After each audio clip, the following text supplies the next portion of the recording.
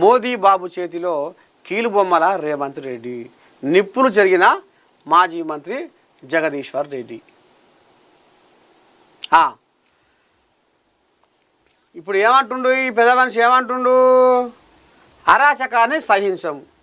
BRS ఓ వర్గం media దుష్ప్రచారం.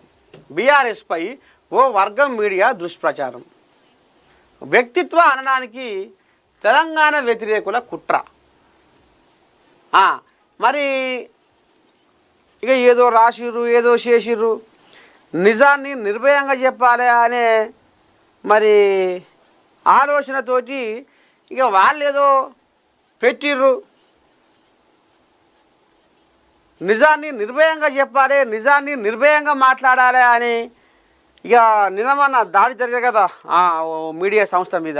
వాళ్ళు ఉన్నది ఉన్నట్లు మేము కుండ బద్దలు కొట్టినామని వాళ్ళు లేదు, మీరు అంతా ఇక్కడ అక్కడిది ఇక్కడ అంతా ఆగం చేస్తుర్రు. అసలు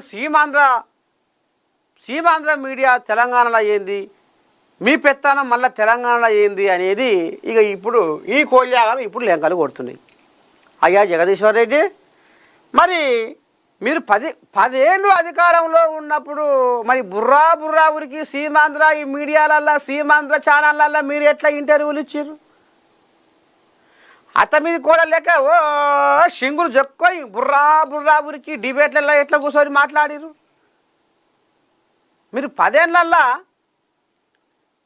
ఏళ్ళు మీరు అధికారంలో ఉండగా మరి ఆయనలో లేని సీమాంధ్ర మీడియా మరి ఇవాళ ఎట్లా మీకు చేదు కొడుతుంది?